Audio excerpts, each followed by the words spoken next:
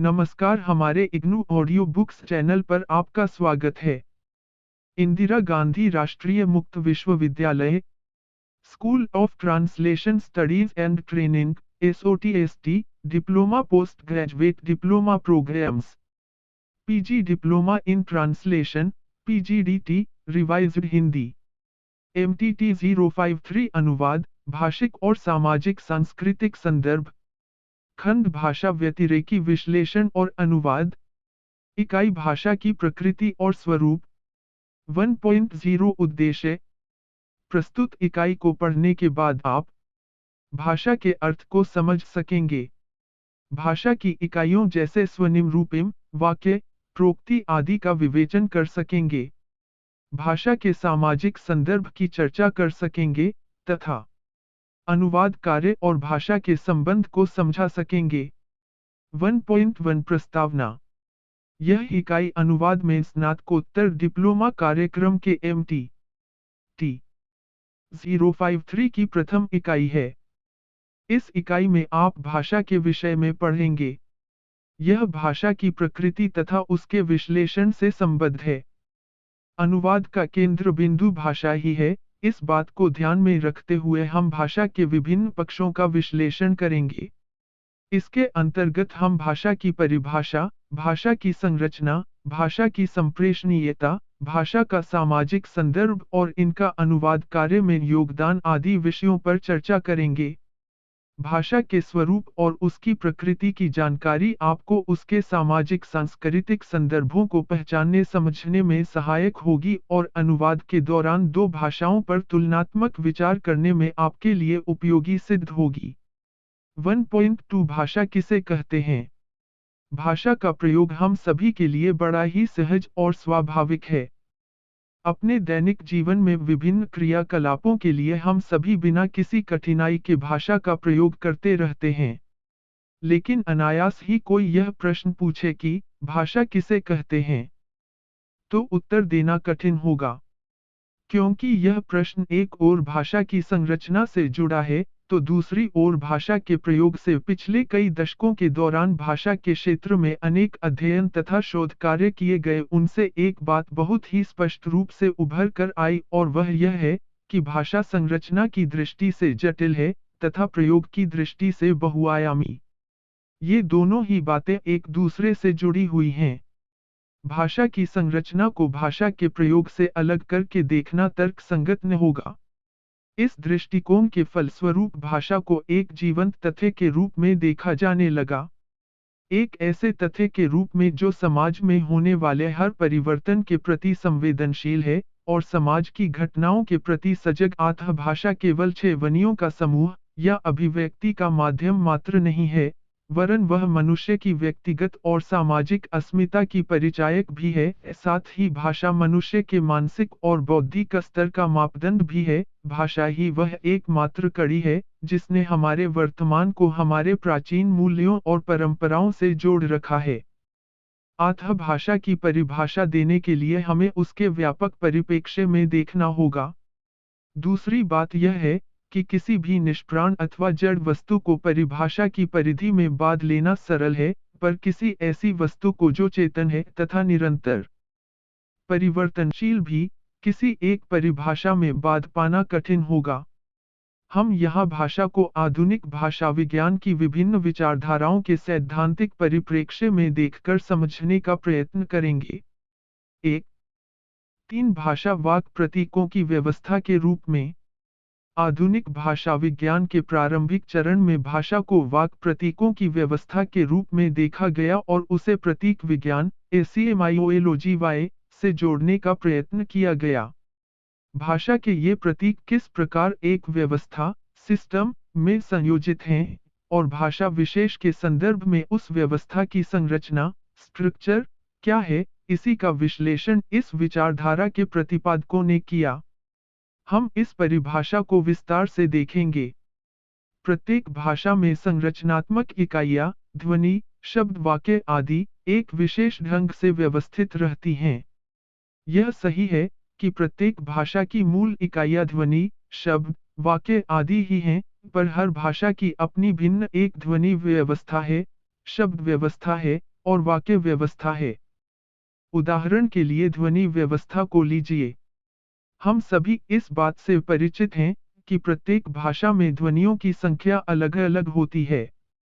यहाँ हमारा ध्वनियों से ही नहीं वरन प्रत्येक वर्ग, उच्चारण स्थान और उच्चारण के ढंग के आधार पर किए गए वर्गीकरण के आधार पर में कितनी ध्वनियाँ हैं, इसका संबंध भी ध्वनि व्यवस्था से है।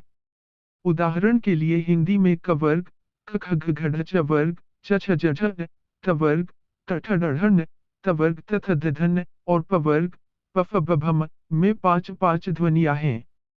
हर वर्ग की पहली ध्वनि अघोष, वॉइसलेस और अल्प प्राण, UNASPIRATED, दूसरी ध्वनि अघोष और महाप्राण, एस्पिरेटेड, तीसरी ध्वनि घोष, वॉइस्ड और अल्प प्राण, चौथी ध्वनि घोष और महाप्राण तथा पांचवी ध्वनि नासिके ध्वनि है।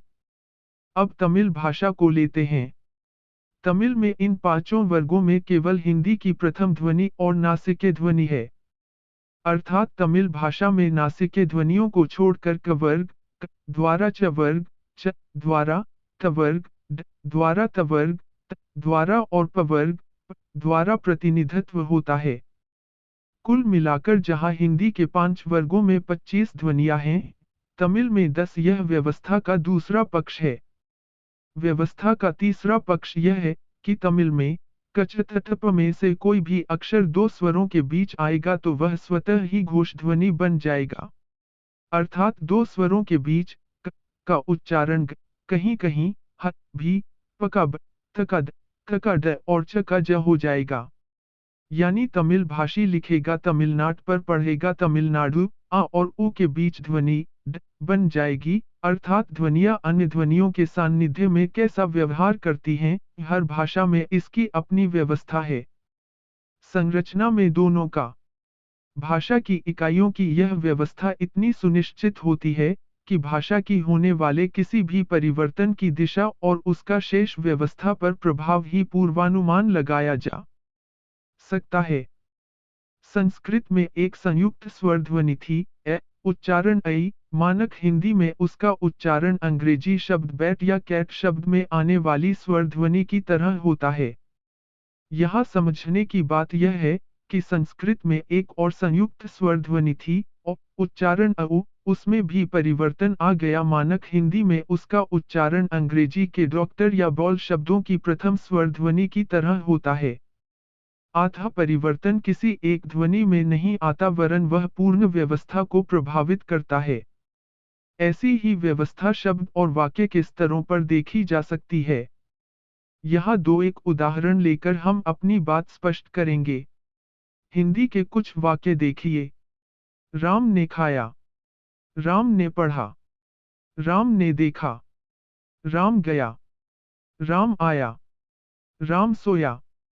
पर शायद वह वाक्य संरचना हिंदी भाषी ऐसे प्रयोगों में कभी भूल नहीं करेगा संबंधी यह नियम नहीं बता पाएगा कि सभी सकर्मक क्रियाओं, कुछ अपवादों को छोड़कर, के भूतकालिक रूपों में कर्ता के साथ ने लगाना पड़ता है, जबकि अकर्मक क्रियाओं के साथ नहीं। इसी प्रकार हिंदी वाक्यों में क्रियाकर्म के बाद आती है, रमा पुस्तक पढ़ती है, जबकि अंग्रेजी में कर्म से पहले, Rama reads a book, Hindi में प्रायः समय सूचक क्रिया विशेषण क्रिया से पहले आते हैं, अंग्रेजी में क्रिया के बाद। तुम वहां 5 बजे से पहले पहुंच जाना। You must reach there before 5 o'clock। भाषा की इस परिभाषा का दूसरा तथ्य है। भाषा वाक प्रतीकों की व्यवस्था है। वाक का अर्थ है वाणी और प्रतीक से अर्थ है बोध कराने वाला ध्वनि समूह, यानी शब्द किसी भी वस्तु, व्यक्ति या भाव का बोध कराने वाले प्रतीक होते हैं। जैसे कुर्सी शब्द वाक प्रतीक है, एक ऐसी वस्तु का जिसकी 4 टांगे हों, सीट हो, हाथ रखने के लिए 2 हत्थे भी हो सकते हैं, और पीछे सहारा देने के लिए गुदगुदी गद्दी या केवल लकड़ी का तख्ता। ये वाक प्रतीक यादृच्छिक हैं। यादृच्छिक, आर्बिट्रेरी, से अर्थ है मनमाना या संयोगवत। कमल के फूल को कमल क्यों कहा जाता है, या चमेली को चमेली क्यों कहा जाता है, इसका कोई तर्कसंगत उत्तर हमारे पास नहीं है। कुर्सी को कुर्सी क्यों कहते हैं, मिज क्यों नहीं कहते, इसका विश्लेषण भी हम नहीं कर सकते। इन वस्तुओं के नामों में ऐसा कुछ नहीं है जो हमें इनकी आकृति, रंग, रूप या सुगंध का परिचय दें। यह केवल संयोग है कि कमल के फूल को हम कमल कहते हैं, गुलाब नहीं। यदि शब्दों और उनसे बोध होने वाले पदार्थों के बीच कोई तर्कसंगत संबंध होता तो हर भाषा में कमल को कमल या गुलाब को गुलाब ही कहते, लोटस और रोज शब्दों की आवश्यकता ही नहीं होती। भाषा की पहली परिभाषा भाषा की संरचना से संबंध रखती है, तो दूसरी भाषा के मनोवैज्ञानिक पक्ष से जन्म के बाद बच्चा किस प्रकार बाह्य जगत के पदार्थों और क्रियाकलापों को शब्दों से जोड़ता है, यह परिभाषा इस पक्ष को आधार बनाती है। भाषा से बच्चे का यह पहला परिचय तकनीकी शब्दावली में भाषा अधिगम प्रक्रिया, लैंग्वेज एक्यूआईएसआईटीआईओएन डिवाइस कहलाता है। इस परिभाषा के प्रतिपादकों ने दो बातों पर विशेष प्रकाश डाला है। भाषा मानव मन की अनेक सहजात इन्नेट वृत्तियों में से एक है। यानी मानव शिशु मन में जन्म से ही चलने, उठने बैठने आदि अनेक क्रियाओं की क्षमता होती है। इन्हीं क्रियाओं की तरह बोलना भी मानव शिशु के लिए अत्यंत स्वाभाविक है। दूसरे शब्दों में भाषा सीखने की क्षमता बच्चे में जन्म से ही विद्यमान होती है। इस विचारधारा के प्रतिपादकों ने पहली बार भाषा की सृजनात्मक प्रकृति की ओर ध्यान दिलाया। उनके अनुसार भाषा सीखने का अर्थ है भाषा के नियमों को सीखना। भाषा के नियम सीमित होते हैं, इन सीमित नियमों को सीखकर हम असीमित वाक्यों की रचना कर सकते हैं। उदाहरण के लिए निम्नलिखित वाक्य देखिए। लड़का जाता है, मोहन खाता है, लड़की जाती है, राधा खाती है। इन वाक्यों से स्पष्ट है कि स्त्रीलिंग संज्ञा के साथ क्रिया के वर्तमान कालिक रूप में ई जोड़ते हैं, जबकि पुल्लिंग के साथ आ। इस एक नियम के आधार पर हिंदी भाषी विभिन्न संज्ञा शब्दों का प्रयोग विभिन्न क्रियाओं के साथ कर सकता है। यानी लड़के के स्थान पर घोड़ा, कुत्ता, आदमी, बच्चा और न जाने कितने ही अनगिनत शब्द लिए जा सकते हैं। और जाता जाती के स्थान पर आता आती पढ़ता पढ़ती आदि कितनी ही क्रियाएं ली जा सकती हैं। एक और उदाहरण लीजिए। निम्न प्लस ता निम्नता, धूर्तता धूर्तता, सभ्य प्लस ता सभ्यता।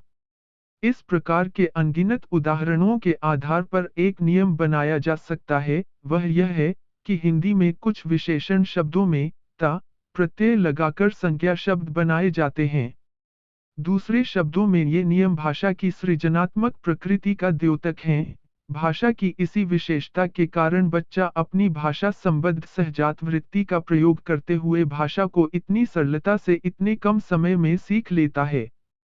तीसरी विचारधारा भाषा की परिभाषा के लिए भाषा के व्यावहारिक पक्ष को आधार बनाती है।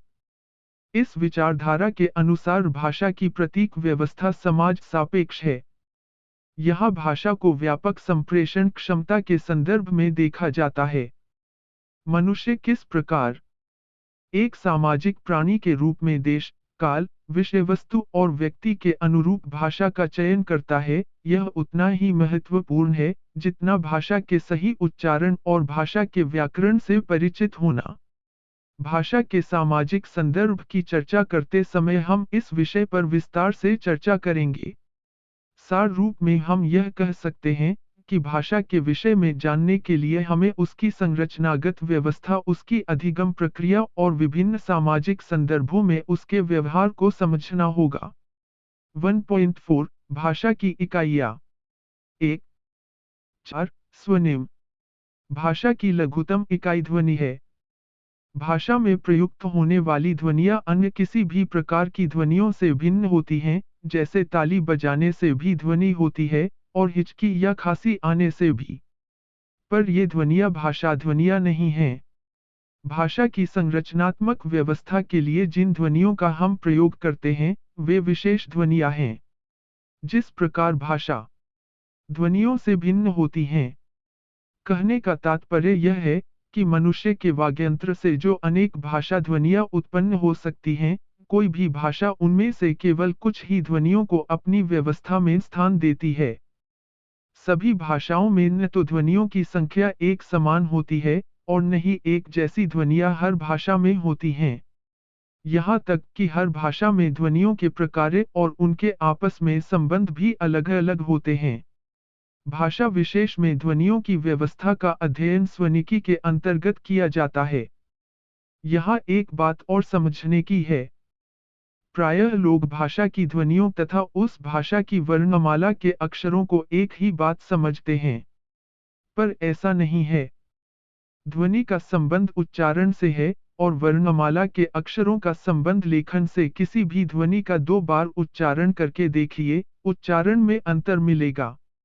अतः उच्चारण के स्तर पर ध्वनियों की संख्या असीमित है, पर हम ध्वनि के विभिन्न उच्चारणों को तब तक महत्व नहीं देते जब तक कि हमारे कान उस भेद को स्पष्ट रूप से ग्रहण न करते हों और जब तक यह उच्चारणगत भिन्नता अर्थभेद में सहायक न होती हो। लिपि या लेखन में हम एक ही छवि के असंख्य उच्चारणों की उपेक्षा करके उस ध्वनि का केवल एक प्रतिनिधित्व रूप स्वीकार कर लेते हैं।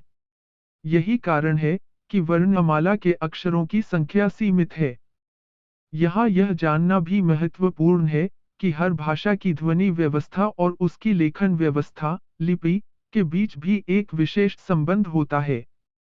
जहाँ हिंदी में एक अक्षर का एक ही उच्चारण संभव है, वहाँ अंग्रेजी में एक ही अक्षर के अनेक उच्चारण हो सकते हैं, जैसे सी का उच्चारण कैट भी है और सिटी भी का उच्चारण बेक बार शब्दों में अलग-अलग है। अतः स्वनिकी केवल ध्वनियों के उच्चारण से संबंधित है। कोई भी ध्वनि यदि भाषा की अन्य ध्वनियों के विरोध, कॉन्ट्रास्ट में लघुतम युग्म, मिनिमल पेयर में उच्चारित हो, अर्थभेद में सहायक होती हो, उसे स्वनिम कहा जाता है। जैसे काल, गाल या खाल, दान धान, पल फल आदि लघुतम युग्म हैं। यानी इन शब्द युग्मों में अन्य सभी ध्वनियां समान हैं, सिवाय एक के द अत्यक ग ख ख द ध, पफ आदि ध्वनियां हिंदी में स्वनिम कही जा सकती हैं। यह आवश्यक नहीं है कि यह लघुतम युग्म केवल शब्द की आरंभिक ध्वनियों के रूप में ही आए, इन्हें शब्द के मध्य या अंत में भी लिया जा सकता है। जैसे कॉन्ट काठ, माता माथा आदि अंग्रेजी भाषी शब्द के आरंभ में पटक ध्वनियों का उच्चारण फ, ठ और ख करता है, यानी पिन, टिन और किन का उच्चारण हम हिंदी भाषी पिन, टिन और किन करेंगे, पर अंग्रेजी भाषी इन्हें फिन, ठिन और खिन कहेगा। लेकिन शब्द के मध्य में या अंत में पीटी के का उच्चारण पटक ही होगा, जैसे स्पिन, स्पिन, स्किन, स्किन और स्टिक, स्टिक। अतः जहाँ हिंदी भाषी के लिए पफ ख और टठ अलग-अलग स्वनिम है, अंग्रेजी भाषी के लिए एक ही स्वनिम के 2 रूप, एक वह रूप जो शब्द के आरंभ में आता है फ, ठ, ख, और दूसरा वह जो शब्द के मध्य व अंत में आता है। स्वनिकी विश्लेषण के अनुसार ये 2 भिन्न रूप संस्वन, एलोफोन्स, कहलाते हैं। इसे हम निम्नलिखित ढंग से प्रस्तुत करेंगे। यानी अंग्रेजी में पी के, ठीक का उच्चारण 2 तरह से होता है, कैच, एब और शब्द के मध्य या अंत पी, केटी। इसका एक उदाहरण हम हिंदी से लेते हैं। हिंदी में न ध्वनि यदि क, ख, घ से पहले आती है, तो उसका उच्चारण न होता है, और यदि च छ ज व झ से पहले आती है, तो उसका उच्चारण न होता है। आप गंदा, गंगा और गंजा शब्दों का उच्चारण करके देखिए। गंदा में आपको न ध्वनि सुनाई देगी, गंगा में न और गंजा में न, यानी कंठ से उच्चारित ध्वनियों से पहले न का उच्चारण भी कंठे ध्वनि की तरह होता है, और तालव्य ध्वनियों से पहले न का उच्चारण तालव्य ध्वनि की तरह होता है। न का उच्चारण न की तरह ही इन 2 स्थितियों को छोड़कर शब्द में कहीं भी और किसी भी अन्य ध्वनि के साथ हो सकता है। अर्थ यह निकला कि हिंदी में न स्वनिम है और इसके 3 संस्वन है, न न न, न और न का हिंदी भाषा में स्वतंत्र रूप नहीं है। कहने का तात्पर्य यह है कि यदि भाषा की 2 ध्वनियां पूरक वितरण, कॉम्प्लीमेंटरी में है, यानी एक जहां आती है वहां दूसरी नहीं आती, तो उन ध्वनियों को एक ही ध्वनि के 2 रूप अर्थात संस्वन मानेंगे। पर जो ध्वनियां स्वतंत्र रूप से शब्द में किसी भी स्थान पर उच्चरित की जा सकती हैं, अपने समीपवर्ती वातावरण से प्रभावित नहीं होती तथा भाषा की अन्य ध्वनियों से विरोधात्मक कॉन्ट्रास्ट वितरण में प्रयुक्त होकर अर्थभेदन में सहायक होती हैं, अर्थात शब्द के अर्थ में परिवर्तन लाने की क्षमता रखती हैं। ऐसी ध्वनियों को स्वनिम कहते हैं। स्वनिम और संस्वन की संकल्पनाएं भाषा के भाषा वैज्ञानिक विश्लेषण की दृष्टि से अत्यंत उपयोगी हैं। 1.4 दो रूपिम भाषा संरचना की दूसरी इकाई है। रूपिम रूपिम भाषा की लघुतम अर्थपूर्ण इकाई है। रूपिम भी स्वनिम की तरह एक संकल्पना है। भाषा विज्ञान शब्द के स्थान पर रूपिम को भाषा संरचना की इकाई मानता है। शब्द और रूपिम के बीच अंतर है, इसे हम उदाहरण से समझेंगे। खाया शब्द की दृष्टि से एक शब्द है, पर इस शब्द में दो रूपिम है, खा और क्रिया का भूतकालिक रूप खाया में या का अलग से कोई अर्थ नहीं है। पर खा क्रिया में जुड़कर यह क्रिया के भूतकालिक रूप का परिचायक बन जाता है। भूतकाल की परिचायक रूपिम को हिंदी भाषा में क्रिया के मूल रूप में या आ जोड़कर प्रस्तुत किया जाता है। व्यंजनात् क्रिया के मूल रूप में आ जोड़ते हैं और स्वरांत में या जैसे खा प्लस या आ प्लस या तथा सुना देख प्लस आ देखा। इसी प्रकार बहुवचन एक रूपिम है। हिंदी भाषा में पुल्लिंग संज्ञाओं के संदर्भ में बहुवचन रूपिम के दो रूप अर्थात संरूप एलोमोर्फ्स मिलते हैं। ए तथा शून्य उदाहरण लिए आकारांत पुल्लिंग संज्ञाओं का बहुवचन बनाने के लिए शब्द के अंत में आने वाले आ को ए बना दिया जाता है। जैसे लड़का लड़के, घोड़ा घोड़े आदि पर अन्य सभी पुल्लिंग संज्ञाओं के बहुवचन रूप में कोई परिवर्तन नहीं आता। इसीलिए इसे शून्य के द्वारा प्रस्तुत किया जाता है। जैसे हाथी, आदमी, शेर, भालू आदि शब्द बहुवचन में भी हाथी, आदमी, शेर, भालू आदि ही रहते हैं। जैसे एक आदमी आया और दो आदमी आए। रूपिम मुख्य रूप से दो प्रकार के कहे जा सकते हैं, मुक्त और आबद्ध। मुक्त फ्री रूपिम। इन रूपिमों में केवल एक ही तत्व होता है, इनका प्रयोग स्वतंत्र रूप में होता है और इन्हें पुनर्विभाजित नहीं किया जा सकता जैसे लड़का, कुर्सी, फूल, घड़ी आदि। इसके आगे कुछ और रूप हैं, पर हम विस्तार में नहीं जाएंगे। आबद्ध बाउंड रूपिम। जैसा कि नाम से ही स्पष्ट है, ये रूपिम स्वतंत्र रूप में अर्थहीन होते हैं। इनका प्रयोग मुक्त रूपिमों के साथ जुड़कर ही संभव हो सकता है। जैसे हिंदी में नकारात्मक अर्थ को में प्रकट करने के लिए अ ही संभव हो है। ति सेनर आदि रूपिमों का प्रयोग होता है। अ और निर का मुक्त रूप में कोई अस्तित्व नहीं है। संतोष, शिक्षा आदि रूपिमों के साथ जुड़कर ही वे अर्थ सृजन में सहायक होता है। ये रूपिम प्रत्यय सफिक्स के रूप में भी प्रयुक्त हो सकते हैं जैसे इक सामाजिक, धार्मिक, दैनिक, वान, दयावान, धनवान, ए, राष्ट्रीय, जातीय, ये रूपिम जिन आदि रूपिमों के साथ जुड़ते हैं, उनकी व्याकरणिक कोटि को बदल देते हैं। जैसे राष्ट्र संज्ञा है, तो राष्ट्रीय विशेषण, समाज संज्ञा है और सामाजिक विशेषण। कुछ आबद्ध रूपिमों का महत्व वाक्य के स्तर पर समझा जा सकता है। ये रूपिम व्याकरणिक कोटि तो नहीं बदलते, पर ये लिंग, वचन, पुरुष कारक, काल आदि के परिचायक होते हैं। इनका प्रयोग तो मुक्त रूपिमों के साथ होता है, पर इनकी उपस्थिति से वाक्य के अन्य शब्द भी प्रभावित होते हैं। यहाँ हम बहुवचन रूपिम का उदाहरण लेते हैं। ये वाक्य देखिए। लड़की जाती है, लड़कियां जाती हैं। एक शेर गरजता है, अनेक शेर गरजते हैं। स्पष्ट है कि संज्ञा के वचन का प्रभाव क्रिया पर भी पड़ रहा है। यहाँ एक बात और महत्वपूर्ण है, वह यह कि भाषा की संरचना की किसी भी इकाई का अपनी व्यवस्था के संदर्भ में, यानी स्वनिम का स्वनिकी, फोनोलॉजी के स्तर पर, रूपिम का रूप विज्ञान, मोर्फोलॉजी के स्तर पर, तो विश्लेषण किया ही जाता है, पर अपने से बृहत्तर इकाइयों के संदर्भ में भी उनका विश्लेषण आवश्यक है। जैसे स्वनिम का रूप विज्ञान के स्तर पर और रूपिम का वाक्य के स्तर पर 1.4 तीन वाक्य आधुनिक भाषा विज्ञान वाक्य को भाषा विश्लेषण की आधारभूत इकाई मानकर चलता है।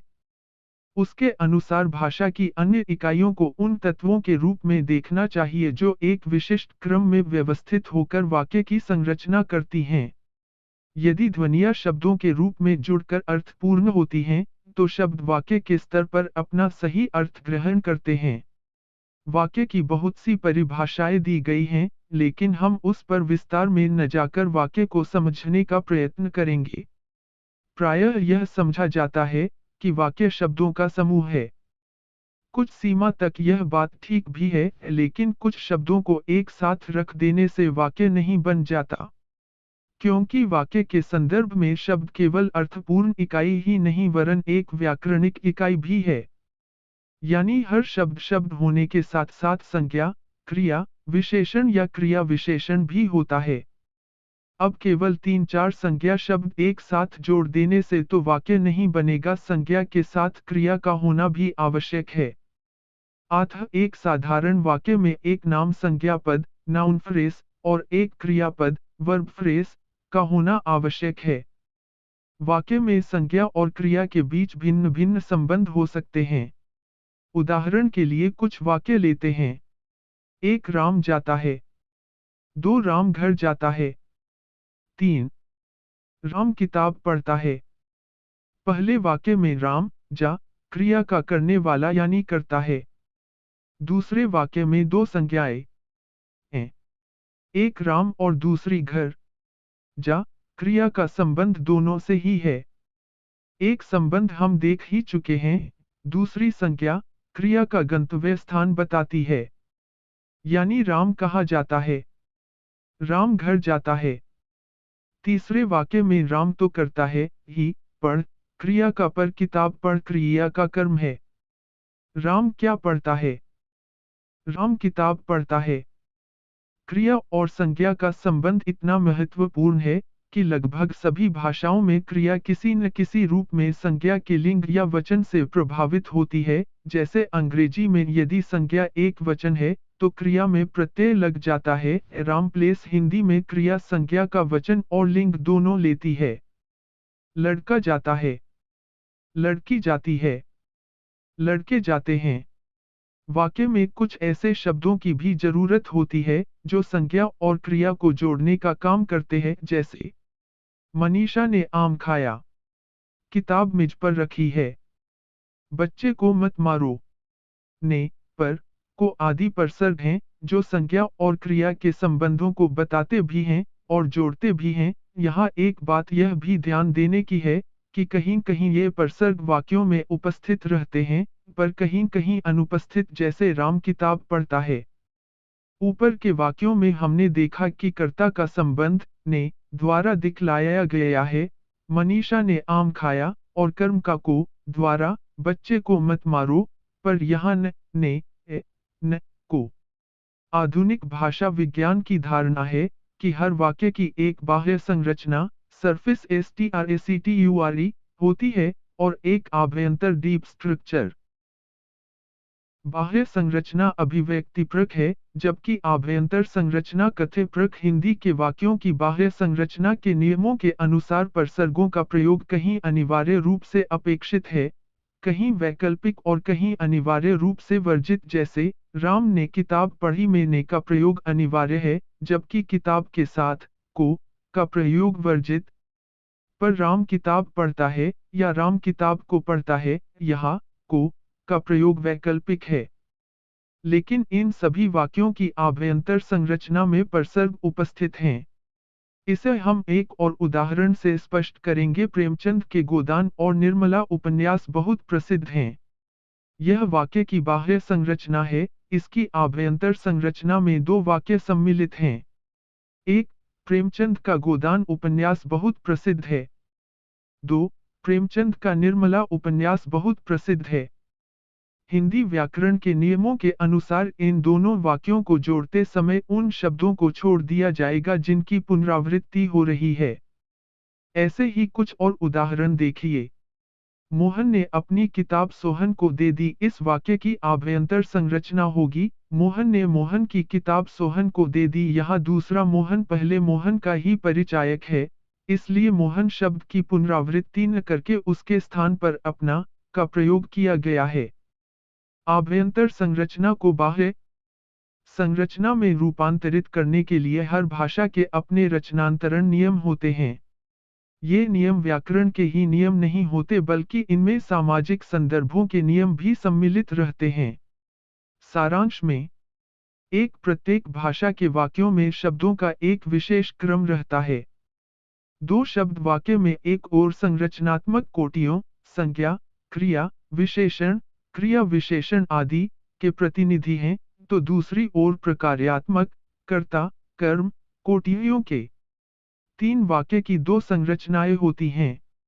एक बाह्य संरचना जो कि अभिव्यक्तिपरक है, और दूसरी आभयंतर यानी कथ्यपरक। आभयंतर संरचना वाक्य के अर्थ से जुड़ी होती है, यानी यह वह संरचना है जो वक्ता के मन में उभरती है और जिसे वक्ता भाषा के नियमों का प्रयोग करते हुए बाह्य संरचना के रूप में रूपांतरित करता है। 1.4 4 अर्थ तत्व। भाषा का सबसे महत्वपूर्ण तत्व अर्थ है। विद्वानों में इस विषय पर मतभेद रहा है कि ध्वनि शब्द और वाक्य की तरह अर्थ को भी भाषा की एक इकाई माना जाए या नहीं। अनेक विद्वानों का यह मानना है कि अर्थ भाषा की अन्य इकाइयों में अंतर्निहित रहता है। शब्द को अर्थ से अलग करके नहीं देखा जा सकता। कोई भी शब्द इसलिए शब्द है कि वह अर्थपूर्ण है, यही बात वाक्य के विषय में भी सही है। अर्थ के बिना न तो शब्द की कोई सत्ता है और न ही वाक्य की अर्थ की अनेक परिभाषाएं दी गई हैं। भारत में अर्थ विज्ञान की परंपरा अत्यंत प्राचीन है। यास्क मुनि के निरुक्त को अर्थ विज्ञान पर विश्व का पहला ग्रंथ कहा जा सकता है। तब से अब तक अर्थ की अनेक ढंग से व्याख्या की जा चुकी है। कुछ विद्वान अर्थ को सामाजिक संदर्भ में रखकर देखते हैं, तो कुछ मनोवैज्ञानिक आधार पर इसकी व्याख्या करते हैं। कुछ विद्वान अर्थ को दर्शन और तर्कशास्त्र का महत्वपूर्ण अंग समझते हैं। वास्तव में अर्थ की ठीक से व्याख्या कर पाना कठिन कार्य है। इस इकाई के आरंभ में हम कह चुके हैं कि भाषा यादृच्छिक प्रतीकों की व्यवस्था है। यानी शब्द किसी वस्तु, प्राणी या भाव विशेष का प्रतीक मात्र है, और प्रतीक से यह अपेक्षा नहीं की जा सकती कि वह उससे बोध होने वाली वस्तु की सभी विशेषताओं को प्रतिध्वनित करे। यही कारण है कि एक ही वस्तु, प्राणी या भाव के लिए अनेक शब्द किसी भी भाषा में मिल जाएंगे। यहाँ एक बहुत साधारण से शब्द का उदाहरण लेते हैं। निम्नलिखित वाक्यों में बच्चे शब्द का प्रयोग देखिए।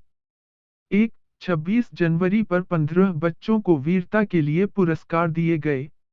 2. उसके दोनों ही बच्चे बहुत होनहार निकले। यहाँ पहले वाक्य में बच्चे का अर्थ है जो बड़ा नहीं है, यानी जो आयु में छोटा है। दूसरे वाक्य में बच्चे के प्रयोग में आयु के विषय में कोई संकेत नहीं है। यहाँ बच्चे बड़े भी हो सकते हैं और छोटे भी। पहले वाक्य में बच्चे बड़ों का विपरीतार्थक है, तो दूसरे में माता पिता का शब्दकोश में अधिकांश शब्द ऐसे हैं जिनके एक से अधिक अर्थ हैं। ऐसे ही एक अर्थ के लिए भी अनेक शब्द हैं, जैसे दया, कृपा, करुणा आदि में अर्थगत समानता है। प्रश्न यह उठता है कि यदि शब्द और अर्थ के बीच का संबंध इतना मनमाना और अनिश्चित है, तो हमें एक दूसरे की बात समझने में कोई भी कठिनाई क्यों नहीं होती। इसका उत्तर जानने के लिए हम एक बार फिर इस बात को दोहराएंगे कि भाषा संदर्भ गर्भित है। वक्ता और श्रोता के बीच जो संप्रेषण व्यापार चलता है, उसमें प्रयुक्त प्रत्येक शब्द के अर्थ के विषय में दोनों में पर्याप्त सहमति रहती है। दोनों ही संदर्भ से परिचित होते हैं, अतः संप्रेषण में कोई बाधा नहीं आती। संक्षेप में हम ये कह सकते हैं कि भाषा की इकाइयों का अर्थ संदर्भ विशेष में उनके प्रयोग द्वारा स्पष्ट होता है। किसी भी शब्द के दो प्रकार के अर्थ हो सकते हैं। एक, निहितार्थ, डिनोटेशन, तथा 2, संकेतार्थ, कॉन्नोटेशन। निहितार्थ से तात्पर्य उस अर्थ से है जो उस वस्तु विशेष से प्रत्यक्ष रूप से संबद्ध हो, जबकि संकेतार्थ वस्तु से परोक्ष रूप से जुड़ा होता है। यहाँ एक उदाहरण से बात स्पष्ट करेंगे। हिंदी में काला शब्द एक रंग विशेष का सूचक है और यही रंग विशेष काला शब्द का निहितार्थ है। लेकिन काला बाजार, काला धन, काली करतूत आदि में काला शब्द के अर्थ संकेतार्थ हैं। एक और उदाहरण अंग्रेजी से लेते हैं। अंग्रेजी का है हेड सिर के अर्थ में प्रयुक्त होता है। यह है का निहितार्थ भी है, पर हेड मास्टर, हेड ऑफिस आदि में हेड शब्द का अर्थ संकेतार्थ है, जैसे है शरीर का मुख्य व सर्वोच्च भाग है, उसी प्रकार हेड मास्टर अध्यापकों में सर्वोपरि है और विद्यालय का मुख्य व सर्वोच्च अधिकारी है। इस प्रकार हम देखते हैं कि शब्दों की अनेक अर्थ छवियां होती हैं और इन अर्थ छवियों का आधार किसी भी भाषा समाज का आंतरिक या बाह्य परिवेश होता है। यही कारण है कि शब्दों की अर्थ छवियां प्रत्येक भाषा में अलग अलग होती हैं। यहाँ एक और रोचक उदाहरण लेते हैं। अंग्रेजी भाषा में 3 शब्द हैं, ईटिंग, ईटिंग, ड्रिंकिंग, ड्रिंकिंग तथा स्मोकिंग, स्मोकिंग। हिंदी में ड्रिंकिंग और स्मोकिंग के लिए एक ही शब्द है, पीना। बंगला में ईटिंग, ड्रिंकिंग और स्मोकिंग तीनों के लिए एक ही शब्द है, खाना। इसे हमें निम्नलिखित ढंग से दिखा सकते हैं। अंग्रेजी ईटिंग, हिंदी खाना, बांग्ला खाना। अंग्रेजी ड्रिंकिंग, हिंदी पीना, बांग्ला खाना। अंग्रेजी स्मोकिंग, हिंदी पीना, बांग्ला खाना। इस उदाहरण से हमें यह अर्थ नहीं निकालना चाहिए कि हिंदी अंग्रेजी से और बंगला हिंदी व अंग्रेजी दोनों से शब्द भंडार की दृष्टि से निर्धन है। यह केवल इस बात का सूचक है कि हर भाषा समाज के अलग अलग अनुभव हैं और अलग अलग संकल्पनाएं हैं। भारतीय भाषाओं में ऐसे भी अनेक उदाहरण मिल जाएंगे जहां एक शब्द के अलग अलग भाषाओं में अलग अलग अर्थ हैं। संस्कृत से लिया गया शिक्षा शब्द हिंदी और मराठी दोनों में भिन्न भिन्न अर्थों में प्रयुक्त होता है। हिंदी में इसका संबंध पढ़ने लिखने से है, तो मराठी में दंड से तमिल में कल्याण शब्द विवाह के अर्थ में प्रयुक्त होता है, तो हिंदी में इसका संबंध किसी का भला होने से है। शब्द और अर्थ का यह यादृच्छिक संबंध, शब्द की अनेक अर्थ छवियां, अर्थ का संदर्भ सापेक्ष व अनुभवजन्य होना किसी भी अनुवादक के लिए एक चुनौती है।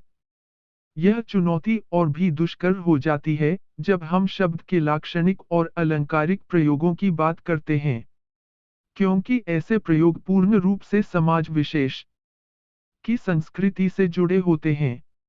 शरीर को मिट्टी का बना हुआ मानना भारतीय भाषाओं में अर्थपूर्ण हो सकता है, क्योंकि यह हमारी दार्शनिक विचारधारा से जुड़ा है। संस्कृति के अतिरिक्त अर्थ के लिए अन्य संदर्भ भी महत्वपूर्ण हैं, जैसे पानी को हो कहना विज्ञान के संदर्भ में तो अर्थपूर्ण है, पर साधारण व्यक्ति के लिए इसका कोई अर्थ नहीं है। यहाँ एक बात और महत्वपूर्ण है, वह यह है कि शब्द के रूप में भी परिवर्तन आता है, पर इस परिवर्तन की गति धीमी है और दायरा बहुत सीमित, लेकिन अर्थ परिवर्तन की गति तीव्र है और इसका क्षेत्र व्यापक। अर्थ का विस्तार होता है, संकुचन होता है, अर्थ का उत्कर्ष होता है और अपकर्ष भी होता है। यहाँ हम सभी स्थितियों के कुछ उदाहरण लेंगे। अर्थ विस्तार, तेल का प्रयोग संस्कृत में केवल तिल के सार के लिए होता था, पर आज हम मूंगफली, सूरजमुखी, सरसों आदि से लेकर मिट्टी के तेल तक की बात करते हैं। स्याही केवल स्याह यानी काली होती थी, पर आज लाल, हरी, नीली सभी तरह की भी स्याही होती है। अर्थ संकोच, मृग संस्कृत में पशु का वाचक था, पर आज मृग का प्रयोग केवल एक पशु विशेष यानी हिरण तक सीमित रह गया है। संगम शब्द किसी समय मिलन का या मिलाप का परिचायक था, पर आज हम संगम को केवल नदियों के मिलन स्थल के रूप में प्रयोग करते हैं। अर्थोत्कर्ष संस्कृत में मुग्ध शब्द से मूढ़ या मूर्ख का अर्थ लिया जाता था, पर आज मुग्ध का अर्थ मोहित होना या प्रसन्न होना है। अर्थ परिवर्तन की एक स्थिति वह भी है जहां शब्द का मूल अर्थ पूर्णतः समाप्त हो जाता है और एक नया अर्थ प्रयोग में आने लगता है। अवतार शब्द संस्कृत में नीचे उतरने के अर्थ का द्योतक था, जैसे गंगा धरती अवतरित हुई। पर अब अवतार का अर्थ है भगवान द्वारा भौतिक शरीर धारण करना। संस्कृत के दुर्लभ और हिंदी के तक कोई संबंध नहीं है। पर यह सत्य है कि हिंदी में दूल्हा शब्द विकसित हुआ है। सारांश में अर्थ विज्ञान का क्षेत्र अत्यंत व्यापक है। दूल्हा शब्द में दूर दूर, संस्कृत के दुर्लभ से ही, और अर्थ तत्व किसी भी भाषा का केंद्र बिंदु है। अर्थ को ठीक से समझने के लिए हमें उसे संप्रेषण की विभिन्न स्थितियों के संदर्भ में रखकर देखना होगा। 1.4.5 प्रोक्ति, डिस्कोर्स। भाषा को समाज के संदर्भ में परिभाषित करने वाले विद्वान प्रोक्ति को भाषा की आधारभूत इकाई के रूप में लेते हैं, क्योंकि उनके लिए भाषा का अर्थ है भाषा प्रयोग और भाषा प्रयोग का अर्थ है संप्रेषित की विभिन्न स्थितियां। जब भी हम कुछ कहना चाहते हैं या लिखना चाहते हैं, तो हमारे सम्मुख एक श्रोता या पाठक प्रत्यक्ष या परोक्ष रूप से उपस्थित रहता है। आत्मकथा इसका अपवाद हो सकती है। दूसरी बात यह है कि हम जो भी अभिव्यक्त करना चाहते हैं, वह विचार रूप में हमारे मानस पटल पर उभरता है। उस विचार को हम श्रोता पाठक, देश, काल आदि को ध्यान में रखते हुए भाषा के माध्यम से कोडीकृत करते हैं। उस विचार या भाव को एक शब्द या एक वाक्य के माध्यम से भी व्यक्त किया जा सकता है, और कभी उसके लिए हमें एक से अधिक वाक्यों की आवश्यकता होती है। इन वाक्यों में कुछ अपूर्ण वाक्य भी हो सकते हैं और कुछ लंबे लंबे जटिल वाक्य भी। विचार अपने लिए शब्द और वाक्य संरचना स्वयं ही ढूंढ लेते हैं। अतः आधुनिक भाषा विज्ञान भाषा के विश्लेषण के लिए वाक्य को आधारभूत इकाई के रूप में स्वीकार नहीं करता। जिस वाक्य की बात आज तक भाषा वैज्ञानिक या व्याकरण करते आए हैं, वह एक आदर्श वाक्य है जो व्याकरण पढ़ने पढ़ाने के लिए तो प्रयोग में लाया जा सकता है, पर साधारण बोलचाल में संप्रेषण के संदर्भ में उसका औचित्य प्रमाणित करना कठिन है। कोई भी वाक्य संदर्भ रहित नहीं होता। संप्रेषण की किसी भी स्थिति में श्रोता और वक्ता को उस विषय के बारे में पूर्व अनुभव होता है। आप कोई भी उदाहरण ले लीजिए। वक्ता और श्रोता संप्रेषण की किसी भी घटना के दौरान जिन शब्दों और वाक्यों का प्रयोग करते हैं, वे उस संदर्भ विशेष में उन सभी शब्दों और वाक्यों के अर्थ के विषय में सहमत रहते हैं। यानी यदि वक्ता फल शब्द का प्रयोग कर रहा है, तो श्रोता संदर्भ से परिचित होने के कारण जान जाएगा कि वहाँ फल परिणाम का द्योतक है, या खाने वाले पदार्थ का, या फिर वक्ता का यह कथन कि ने अपनी दुकान बढ़ा दी, इस बात का संकेत देना है कि श्रोता दुकान बढ़ाने के अर्थ से भली भांति परिचित है। यहाँ दुकान बढ़ाने का अर्थ एक संस्कृति विशेष के संदर्भ में ही समझा जा सकता है। उपर्युक्त समस्त संरचनाएं वाक्य की नहीं वरन प्रोक्ति का अंग है। अतः प्रोक्ति ही वह इकाई है जिसे हम भाषा की आधारभूत इकाई मान सकते हैं। प्रोक्ति की संरचना वाक्य की संरचना से भिन्न है। वक्ता लेखक अपना अभीष्ट अर्थ श्रोता पाठक तक पहुंचाने के लिए अनेक युक्तियों का सहारा लेता है। वे युक्तियां इस प्रकार हैं। भाषेतर युक्तियां। सही शब्द और वाक्यों के चुनाव के अतिरिक्त वक्ता के स्वर में उतार चढ़ाव, अक्षरों और शब्दों पर जोर देना, वाक्यों को अधूरा छोड़ देना या केवल मौन रह जाना, शब्द या वाक्यांशों को रेखांकित कर देना, विराम चिह्नों का प्रयोग करना, ये सभी युक्तियों प्रेषक संप्रेषण व्यापार में अपनाता है। ये युक्तियां श्रोता या पाठक को भिन्न भिन्न सूचनाएं देती हैं, जैसे संदेश का महत्वपूर्ण हिस्सा कौन सा है, वह कहाँ से आरंभ होता है और कहाँ समाप्त होता है। श्रोता पाठक की जिज्ञासा बनाए रखने के लिए भी प्रेषक इन युक्तियों का सहारा लेता है। प्रोक्ति के वाक्यों में तारतम्यता। प्रोक्ति के वाक्यों को तर्कसंगत ढंग से जोड़ने के लिए प्रेषक विभिन्न भाषिक युक्तियों का प्रयोग करता है, जैसे सर्वनामों का प्रयोग, संयोजकों जैसे क्योंकि, इसलिए, यद्यपि, लेकिन आदि का प्रयोग, पुनरावृत्ति का प्रयोग इत्यादि। इन सभी का प्रयोग इसलिए किया जाता है कि प्रोक्ति विशेष के वाक्य एक अर्थपूर्ण ढंग से जुड़कर पाठक श्रोता तक अभीष्ट संदेश को पहुंचाए। वाक्य शब्द क्रम। प्रोक्ति के अंतर्गत प्रयोग किए जाने वाले वाक्यों में शब्द क्रम संदेश के मूल भाव के अनुसार होता है। एक उदाहरण से अपनी बात स्पष्ट करेंगे। अच्छा रहने दो, मुंह से अशुभ मत निकालो। तुमसे कोई अच्छी बात भी कहे तो कोसने लगते हो। अनुवाद करते समय यह बात बिल्कुल स्पष्ट हो जाएगी कि प्रोक्ति की संकल्पना अनुवाद कार्य के लिए कितनी महत्वपूर्ण है। प्रोक्ति संदेश की विषय वस्तु और भाषा संरचना दोनों को अपने में समेटे हैं। एक अंत संप्रेषण व्यापार। एक सामाजिक प्राणी के रूप में मानव के लिए संप्रेषणीयता की अनिवार्यता के विषय में दो मत नहीं हो सकते। अपने भावों और विचारों को प्रभावशाली ढंग से अभिव्यक्त करना मनुष्य स्वतः ही सीख जाता है। अपनी बात को कह देने मात्र से उसे संतोष नहीं होता, वह चाहता है कि श्रोता उसके संदेश के माध्यम से उसकी अनुभूति की गहनता और भावों की तीव्रता को समझे और साथ ही अनुभव भी करे। यही कारण है कि अपने संदेश को प्रभावशाली बनाने के लिए वह भाषेतर माध्यमों का सहारा भी लेता है। स्वर में उतार चढ़ाव, शारीरिक चेष्टाएं, चेहरे के हाव भाव सभी संप्रेषण को प्रभावशाली बनाने में सहायक होते हैं। दूसरी ओर श्रोता भी अपनी भूमिका भली भांति समझता है। वक्ता द्वारा प्रेषित संदेश में कितनी जानकारी उसके लिए उपयोगी है, वह उतनी ही जानकारी की ओर ध्यान देता है। उसके कान बड़ी ही कुशलता से अनुपयोगी अंशों की काट-छाँट कर देते हैं। सभी संप्रेषण संघटनाओं का एक सामाजिक संदर्भ होता है। संदर्भ की जानकारी के बिना प्रेषित संदेश को समझना अत्यंत कठिन है। संप्रेषण संघटना के तात्कालिक संदर्भ को जानने से पहले उस समाज विशेष की संरचना और उसके सदस्यों में परस्पर व्यवहार विनिमय की व्यवस्था के नियमों को समझना अत्यंत आवश्यक है। इस बात से हम सभी परिचित हैं कि इस संदर्भ में प्रत्येक समाज की निजी आचार संहिता होती है और उस समाज विशेष में संप्रेषण व्यापार इसी आचार संहिता के नियमों द्वारा नियंत्रित होता है।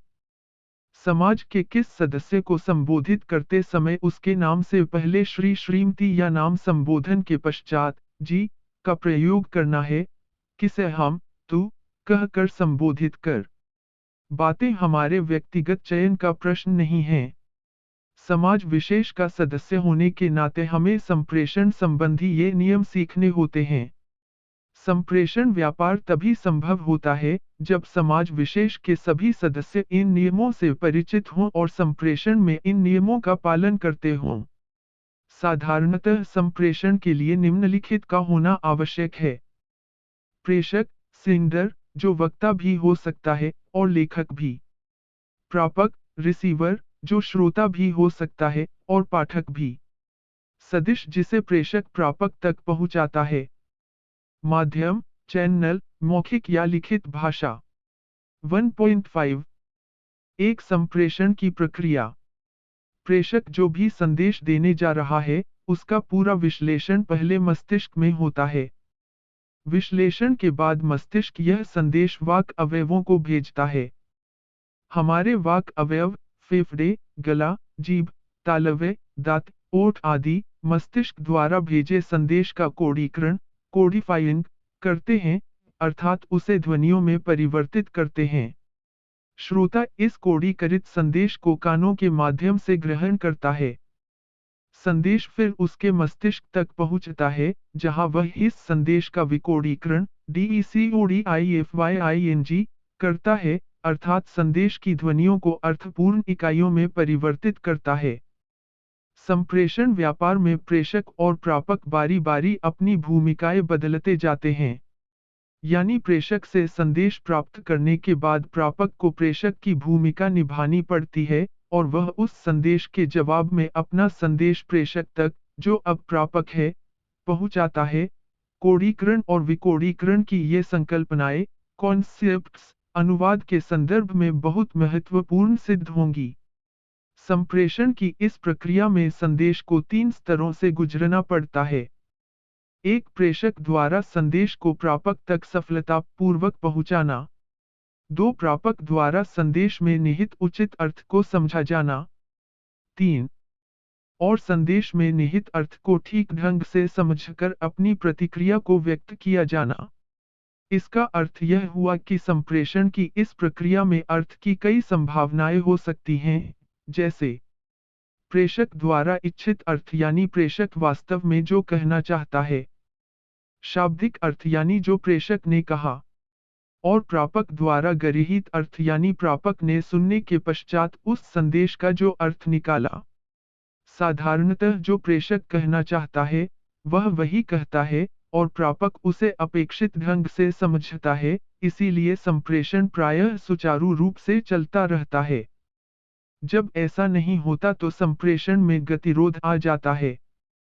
1.5 दो संप्रेषण का सामाजिक संदर्भ। अपनी बात कह देना और दूसरों की बात को सुन लेना एक बहुत ही सरल और साधारण क्रिया लगती है। लेकिन हम जो कुछ भी कह सुन रहे हैं, वह न तो आकस्मिक है, और न ही उसमें हमारे व्यक्तिगत चयन की गुंजाइश है। हमारे समस्त संप्रेषण व्यापार की पृष्ठभूमि में समाज के नियमों की वह आचार संहिता सक्रिय रूप से काम करती रहती है, जिसे हमने वर्षों तक समाज के सदस्य के रूप में सीखा है। हम कब, किससे, कहाँ और किस विषय में बात कर रहे हैं, जब तक इसकी गहराई में नहीं जाएंगे, संप्रेषण व्यापार को समझ नहीं पाएंगे। हम इन सभी प्रश्नों को एक-एक करके लेंगे और संप्रेषण में उनकी भूमिका को समझेंगे। कौन किससे बात कर रहा है? इस संदर्भ में निम्नलिखित सूचनाएं अपेक्षित हैं। वक्ता और श्रोता के बीच सामाजिक स्तर पर संबंध, उनकी आयु, शैक्षिक योग्यता, लिंग, समाज के स्तरीकरण के संदर्भ में उनका स्थान। हम समाज के अन्य सदस्यों के साथ विभिन्न रिश्तों व संबंधों में बंधे होते हैं। माता पिता, भाई बहन, बेटा बेटी आदि बहुत से रिश्तों की भूमिका हमें निभानी पड़ती है। कुछ संबंध औपचारिक होते हैं और कुछ अनौपचारिक। कुछ संबंधों में आत्मीयता और समीपता की अनुभूति छिपी रहती है, तो कहीं अलगाव और दूरी की। संबंधों की यह व्यवस्था हमारे संप्रेषण व्यापार में स्पष्ट रूप से दृष्टिगत होती है। पारिवारिक संबंधों के अतिरिक्त, प्रेषक और प्रापक, वक्ता या श्रोता के मध्य अध्यापक और छात्र, मालिक और नौकर, मित्र और मित्र, क्रेता और विक्रेता, डॉक्टर और मरीज आदि न जाने कितने ही संबंध हो सकते हैं। हर संबंध के अनुसार संप्रेषण के अलग-अलग नियम होते हैं। संप्रेषण कहाँ हो रहा है? संप्रेषण का परिवेश और परिस्थितियां भी बहुत महत्वपूर्ण है। व्यक्ति दो विभिन्न परिस्थितियों या परिवेशों में भिन्न भिन्न ढंग से व्यवहार करेंगे। उदाहरण के लिए, दो मित्र जिस तरह की भाषा का प्रयोग खेल के मैदान में एक दूसरे के साथ करते हैं, निश्चय ही कक्षा में अध्यापक के समक्ष नहीं करेंगे। आत्मीय और अंतरंग संबंधों का प्रदर्शन सार्वजनिक स्थानों पर नहीं किया जाता। यह भारतीय समाज के मूल्यों के विरुद्ध समझा जाता है। अतः दो व्यक्ति पारिवारिक परिवेश में जिस भाषा का प्रयोग आपस में करते हैं, उसका प्रयोग सार्वजनिक स्थलों पर करने से हिचकेंगे। संप्रेषण किस विषय में हो रहा है? संप्रेषण का विषय भी हमारे भाषा चयन को निर्धारित करता है। बाजार भाव के विषय में, किसी फिल्म की चर्चा करते हुए या अपने बचपन का कोई किस्सा सुनाते हुए हमारी भाषा और हमारे बोलने का ढंग एक तरह का होगा, लेकिन किसी साहित्यिक विषय पर बात करते समय हमारी भाषा बिल्कुल बदल जाएगी। विज्ञान से संबद्ध विषयों पर बात करते समय अधिक से अधिक तकनीकी शब्द स्वतः हमारे संभाषण में आ जाते हैं। यही कारण है कि सभी प्रमुख भाषाओं में हर विषय की अपनी एक प्रयुक्ति विकसित हो जाती है, जिसकी शब्दावली ही नहीं वरन वाक्य संरचना भी भिन्न होती है। उदाहरण के लिए, आप विधि के लिए प्रयुक्त भाषा देखिए या फिर शेयर बाजार में प्रयोग की जाने वाली भाषा सुनिए। कार्यालय में प्रयोग की जाने वाली भाषा का उदाहरण लीजिए या फिर क्रिकेट के आंखों देखा हाल के प्रसारण में प्रयुक्त भाषा सुनिए। इन सभी संदर्भों में भाषा के भिन्न भिन्न रूपों का प्रयोग होता है। कौन, कहाँ, किससे आदि के प्रश्न अलग-अलग नहीं वरन सामूहिक रूप से संप्रेषण के नहीं जा सकता। क्योंकि संभाषण के लिए वक्ता और श्रोता भी आवश्यक है, विषय भी आवश्यक है, और परिवेश या स्थान भी।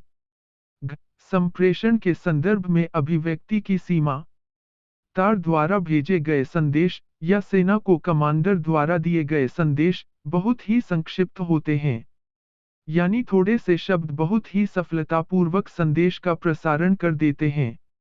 यदि हम इन विशेष संदर्भों को छोड़ भी दें तो हमारी दिन प्रतिदिन के जीवन में भी ऐसे बहुत अनुभव आते हैं, जहां संभाषण के लिए कम से कम शब्दों की अपेक्षा की जाती है। उदाहरण के लिए किसी अप्रिय घटना के संदर्भ में जब हम सहानुभूति या शोक प्रकट करते हैं, तो हमसे यह अपेक्षा की जाती है कि हम थोड़े से थोड़े शब्दों में अपनी बात कहें। लेकिन इसके विपरीत किस्सा कहानी कहते समय यदि आप संक्षिप्त होने का प्रयत्न करेंगे तो श्रोता का पूरा उत्साह और जिज्ञासा खत्म हो जाएगी।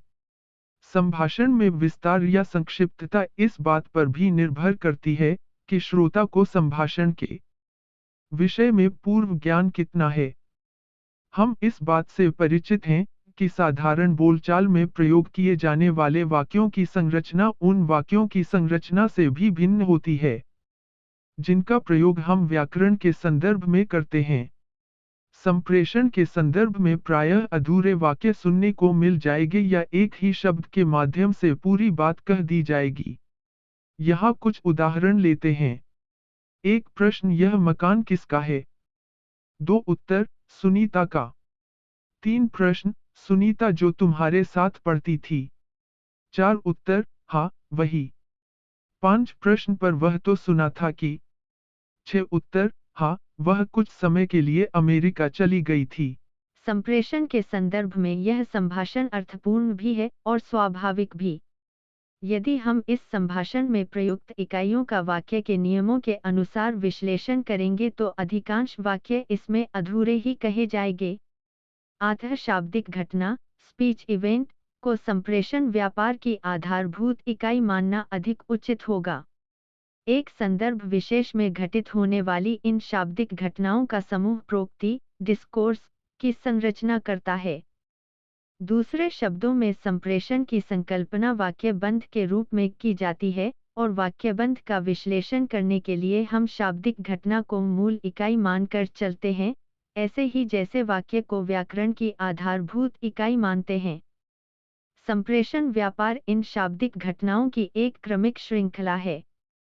इसका विस्तार या संकुचन वक्ता और श्रोता की इच्छा पर निर्भर करता है। अतः संप्रेषण व्यापार का मनोवैज्ञानिक पक्ष भी बहुत महत्वपूर्ण है।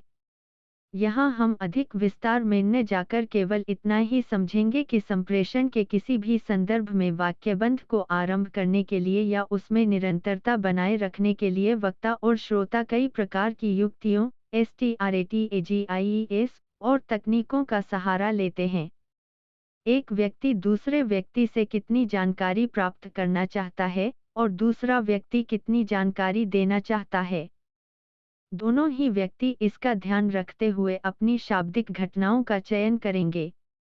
ऐसी स्थिति में जब संप्रेषण व्यापार 2 से अधिक व्यक्तियों के मध्य चल रहा हो तो किस व्यक्ति को कौन सी जानकारी मिलनी चाहिए या नहीं मिलनी चाहिए, इसके भी बहुत से ढंग हैं। ऐसा अनेक बार बहुभाषी समाज में होता है। यहाँ एक उदाहरण लेते हैं। दिल्ली में रहने वाले तमिल परिवार के घर कोई हिंदी भाषी अतिथि आता है। परिवार के सभी सदस्य हिंदी या अंग्रेजी अच्छी तरह जानते हैं। अतः उन्हें अपने अतिथि से बातचीत करने में कोई परेशानी नहीं होती। लेकिन बीच बीच में कुछ प्रसंग ऐसे आते हैं जो अतिथि के लिए जानना आवश्यक नहीं है। यहाँ परिवार के सदस्य हिंदी या अंग्रेजी न बोलकर तमिल बोलने लग जाते हैं। सारांश यह कि संप्रेषण व्यापार का क्षेत्र अत्यंत व्यापक है और जटिल भी। यहाँ केवल भाषा के नियम ही काम नहीं करते वरन मानव के चेतन और अवचेतन मन की जटिलताएं और सामाजिक संरचना की व्यवस्थाएं भी सम्मिलित हैं। 1. भाषा का सामाजिक संदर्भ। भाषा और समाज के बीच का संबंध अन्योन्याश्रित है।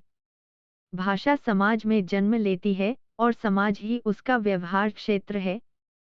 दूसरी ओर भाषा रहित समाज की कल्पना भी नहीं की जा सकती। विभिन्न समाजों के लोग इस दृश्य जगत को अलग अलग ढंग से देखते हैं, अलग अलग ढंग से इसमें व्यवहार करते हैं और इस दृश्य जगत के विषय में उनकी अलग अलग धारणाएं हैं, विचारधाराएं हैं, वही भिन्नता विभिन्न भाषाओं की संरचनागत व्यवस्था में भी परिलक्षित होती है।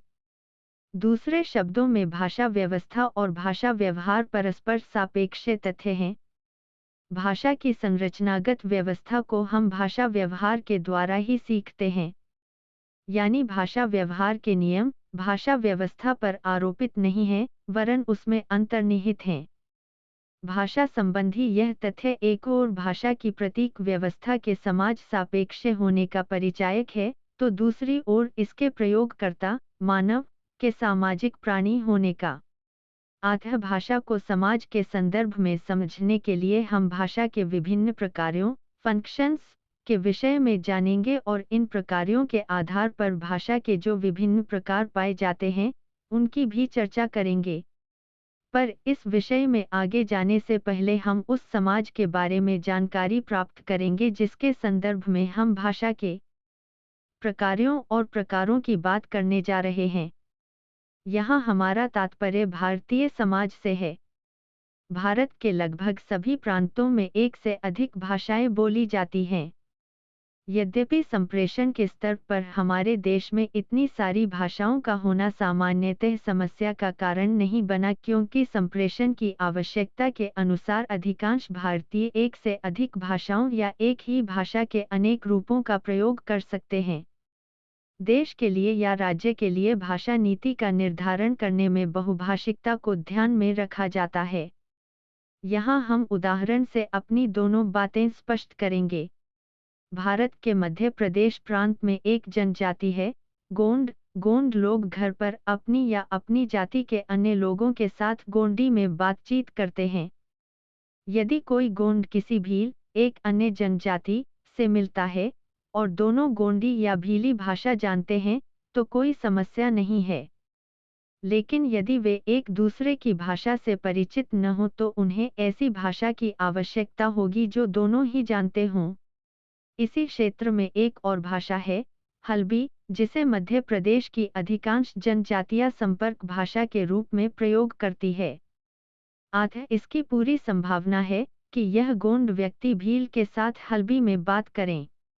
यदि गोंड अपने गांव से बाहर निकल शहर में आ जाता है तो वह हिंदी का प्रयोग करने लगता है। स्कूल में वह हिंदी का प्रयोग करता है। इस उदाहरण से स्पष्ट है कि भारत में एक व्यक्ति के लिए विभिन्न स्थितियों में अलग अलग भाषाओं का प्रयोग एक सामान्य सी बात है और यही बहुभाषी समाज की आवश्यकता भी। 1.6.1 भाषा के प्रकार। किसी भी समाज में भाषा को अनेक भूमिकाएं निभानी पड़ती है। इन प्रकारों के आधार पर ही कोई भाषा बहुभाषी समाज में अपना स्थान निर्धारित करती है। भाषा के कुछ प्रमुख प्रकार इस प्रकार हैं। राजभाषा या प्रशासन की भाषा। किसी भी देश में प्रशासन चलाने के लिए एक भाषा की आवश्यकता होती है। एक बहुभाषी देश में किस भाषा को यह उत्तरदायित्व सौंपा जाए, यह बहुत सी बातों पर निर्भर करता है। जैसे उस भाषा में बोलने वालों का कुल प्रतिशत क्या है, किस क्षेत्र में बोली जाती है, कितने बड़े क्षेत्र में बोली जाती है, ऐतिहासिक, राजनैतिक और साहित्यिक दृष्टि से उसका क्या महत्व है आदि। संपर्क भाषा। भाषा की भूमिका संपर्क भाषा के रूप में होती है। ऐसे समाज में जहाँ बहुत सी भाषाएं बोली जाती हों वहाँ एक संपर्क भाषा के महत्व को हम सभी समझते हैं। कुछ भाषाएं ऐसी हैं जो केवल संपर्क भाषा का ही काम करती हैं। उनका अस्तित्व केवल तभी तक होता है जब तक दो भिन्न भिन्न भाषा को बोलने वाले समाजों में संपर्क की स्थिति रहती है। ऐसी भाषाएं तकनीकी शब्दावली में पिजिन कहलाती हैं। संरचना की दृष्टि से ये सीमित और सरलीकृत होती हैं। संचार माध्यम की भाषा। संचार माध्यम संप्रेषण की वह विशिष्ट स्थिति है जिसमें अधिक से अधिक लोग सम्मिलित होते हैं। समाचार पत्र, रेडियो, दूरदर्शन, सिनेमा आदि इसके अंतर्गत आते हैं। इनमें प्रयुक्त भाषाएं किसी समाज में बहुप्रचलित भाषाएं होती है।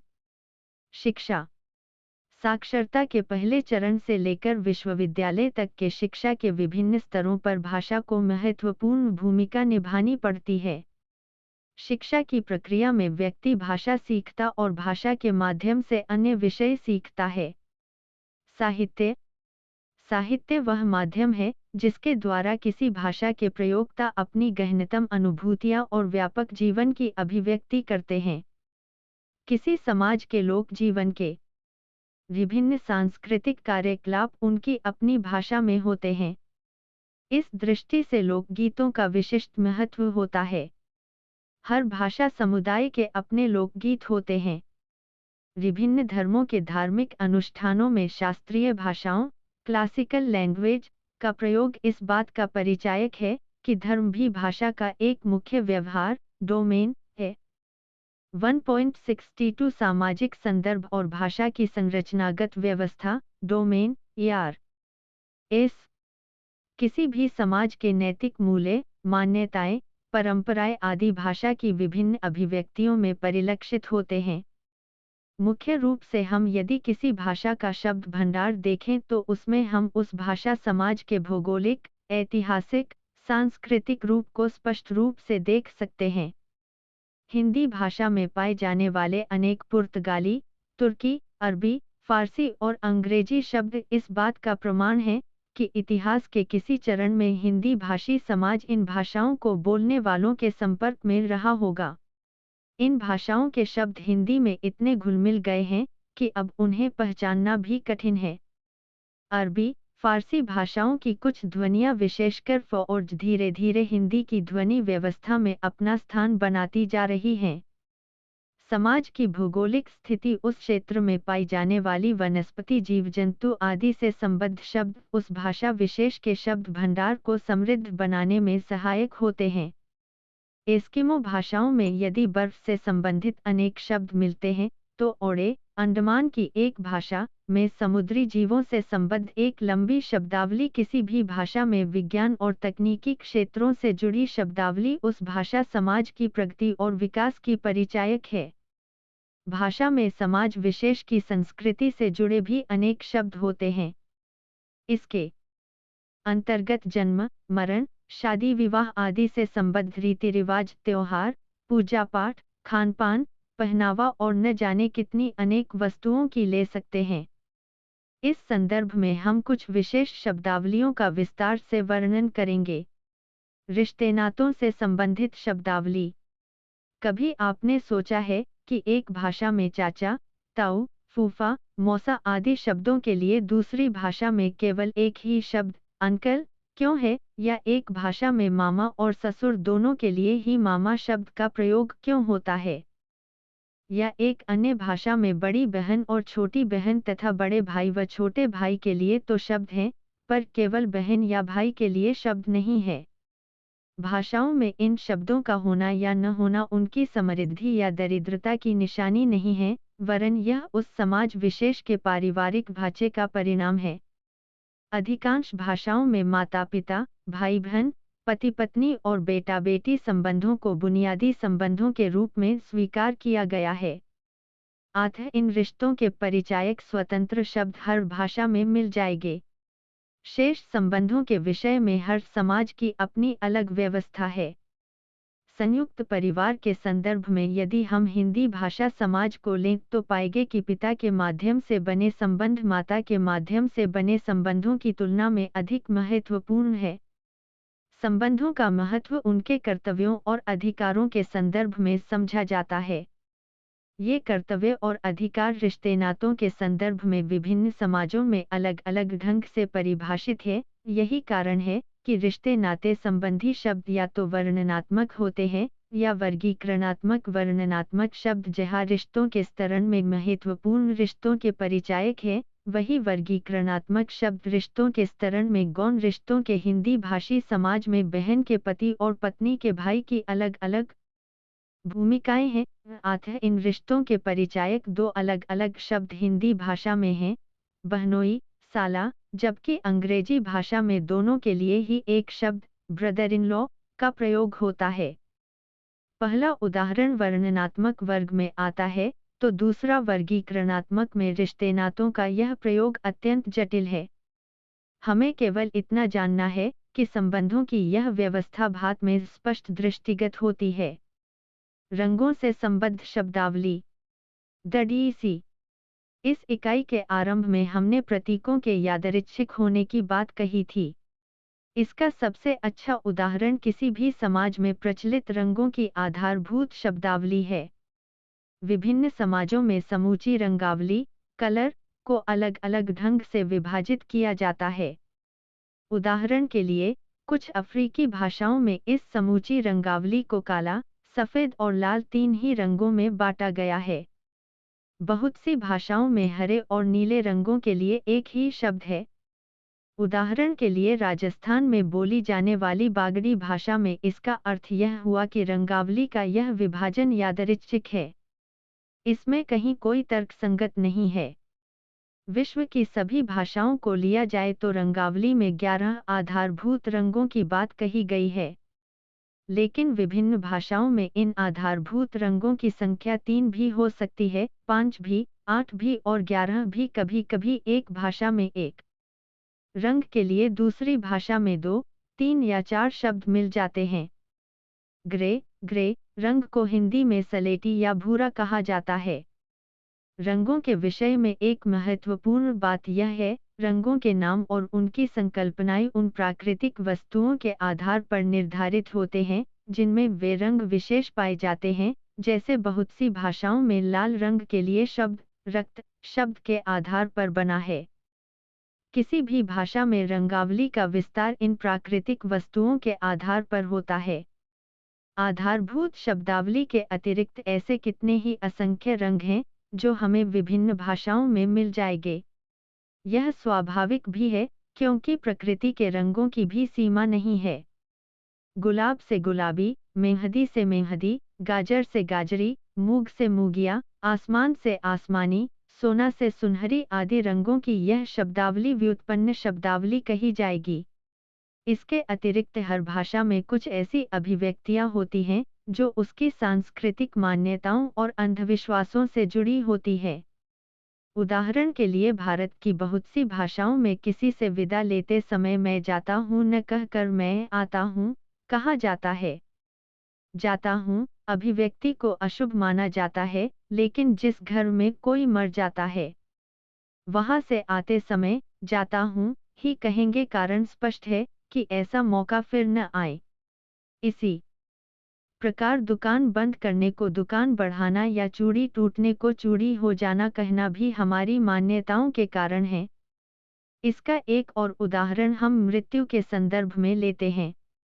लगभग सभी भाषाओं में किसी स्वजन के मर जाने पर वह मर गया जैसी अभिव्यक्ति एक तरह से वर्जित है। वह नहीं रहा, चल बसा, अल्लाह को प्यारा हो गया, न जाने कितने ढंग हैं इस बात को कहने के। युद्ध क्षेत्र में मारे गए सैनिक के लिए शहीद होना या वीर गति को प्राप्त होना जैसी अभिव्यक्तियां हैं। किसी साधु महात्मा के मरने पर पार्थिव शरीर को त्याग देना या समाधि ले लेना जैसे प्रयोग मिल जाएंगे। यहाँ 2 बातें महत्वपूर्ण हैं। एक, मृत्यु के लिए भाषा में इतने सारे प्रयोग इस बात का सूचक हैं कि समाज विशेष में मृत्यु की संकल्पना किस तरह से की जाती है। 2, और दूसरी बात यह है कि विभिन्न अभिव्यक्तियां मरने वाले का समाज में क्या स्थान है, इसको भी स्पष्ट करती है। इसी संदर्भ में आप और बहुत से उदाहरण ले सकते हैं। यहाँ एक उदाहरण हम हिंदी की व्याकरणिक संरचना से भी लेंगे। आप जानते हैं कि हिंदी में मध्यम पुरुष सर्वनाम के लिए तू, तुम और आप का प्रयोग किया जाता है। आप यह भी जानते हैं कि इन सर्वनामों के साथ प्रयुक्त क्रिया रूप अलग अलग होते हैं। जैसे तू जाती है, तुम जाती हो, आप जाती हैं। इन नियमों से सभी हिंदी भाषी परिचित हैं।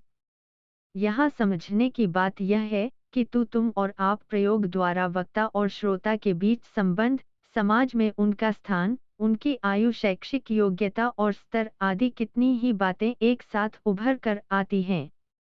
अपने से छोटों के लिए अंतरंग व अनौपचारिक संबंधों में प्रायः हम तू का प्रयोग करते हैं।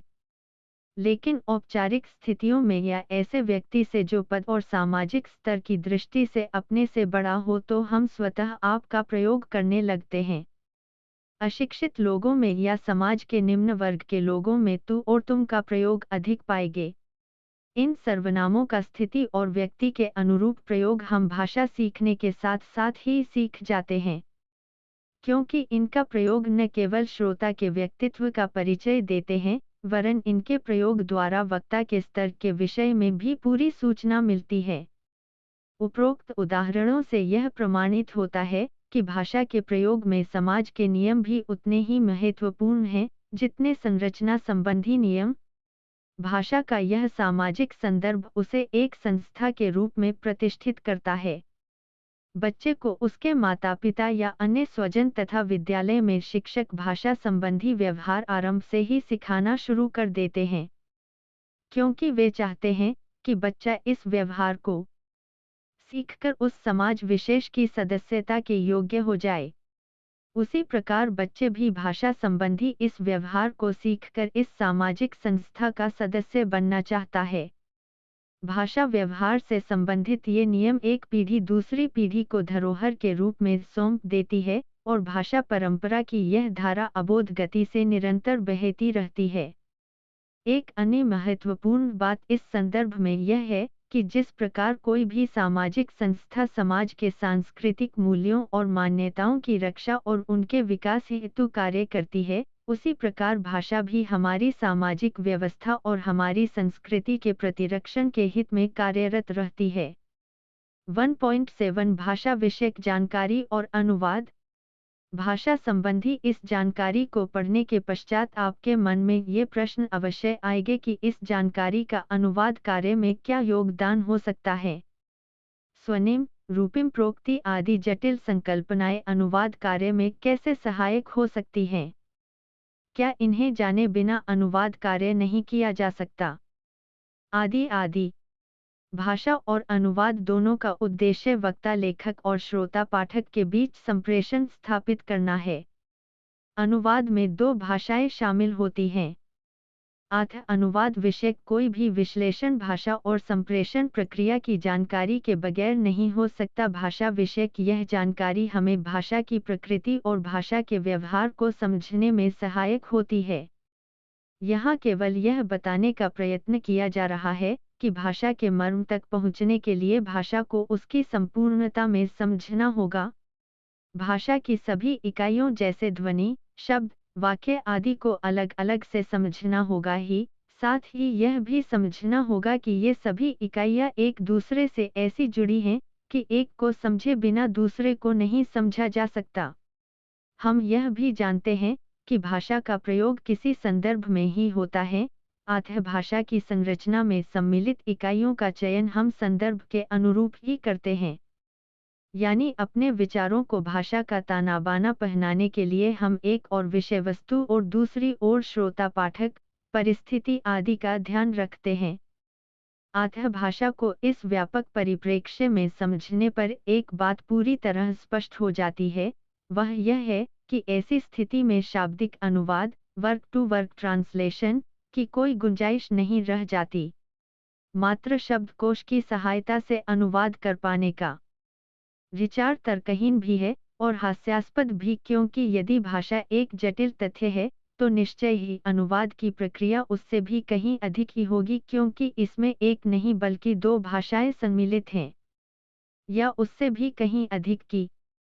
संप्रेषण के विषय में बात करते हुए हमने कोडीकरण और विकोडीकरण की बात कही थी। यहाँ यह दोनों प्रक्रियाएं और स्पष्ट हो जाएगी। अनुवाद निश्चय ही संप्रेषण का एक रूप है। अनुवाद की प्रक्रिया में एक ही संदेश दो बार कोडीकरण और विकोडीकरण की प्रक्रियाओं से गुजरता है।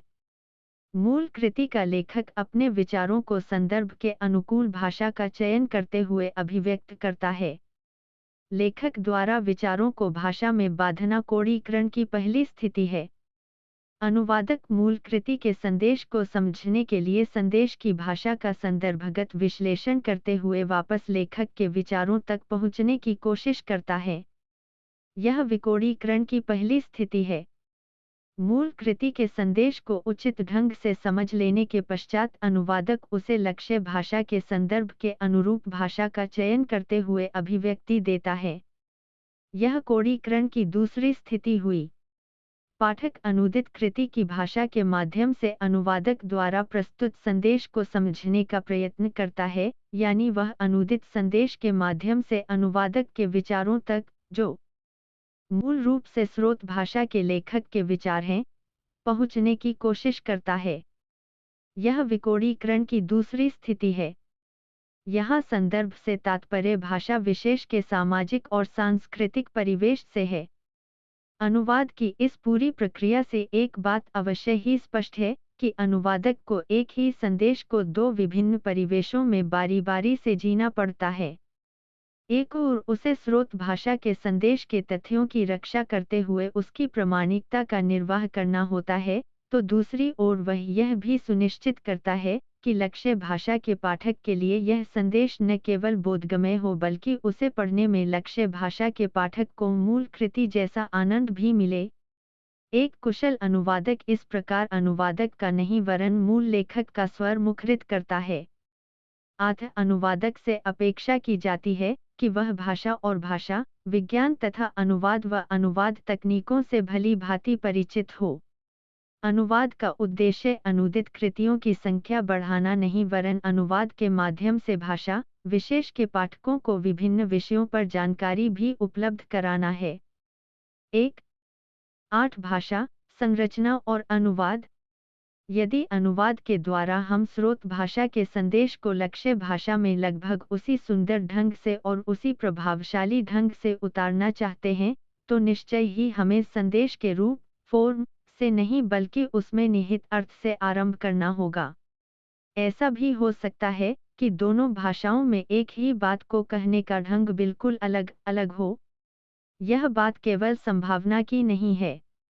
दोनों भाषाओं के अपने अलग-अलग परिवार हैं। यह सही है कि उन परिवारों के सदस्य ध्वनि, शब्द, वाक्य आदि ही हैं, पर उनका स्वरूप, उनका व्यवहार परस्पर भिन्न होता है।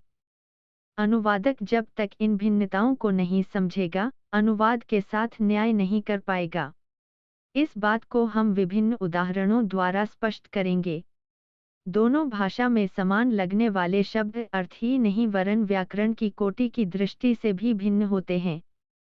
उदाहरण के लिए, She works hard, She takes her work seriously।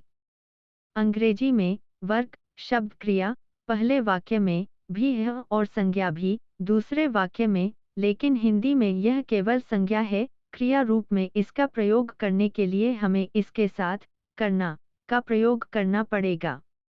इसी तरह से इम्पोर्ट, प्रेजेंट, वेट, लव और न जाने कितने ही अन्य शब्द अंग्रेजी में संज्ञा और क्रिया दोनों की भूमिका निभाते हैं, पर हिंदी में केवल संज्ञा है और इन्हें क्रिया बनाने के लिए करना का प्रयोग आवश्यक है। संज्ञा या विशेषण से क्रिया विशेषण बनाना या क्रिया से संज्ञा या विशेषण बनाना, इसके भी दो भाषाओं में अलग-अलग ढंग है और सीमाएं भी। जैसे अंग्रेजी में संज्ञा या विशेषण में एन प्रत्यय जोड़ने से क्रिया शब्द बनाए जा सकते हैं, जैसे wide, widen, short, shorten, length, lengthen. यही नहीं, एन संज्ञा या विशेषणों के आरंभ में जुड़कर भी क्रिया शब्द बना देता है, जैसे ENLALRG, एनलिस्ट आदि।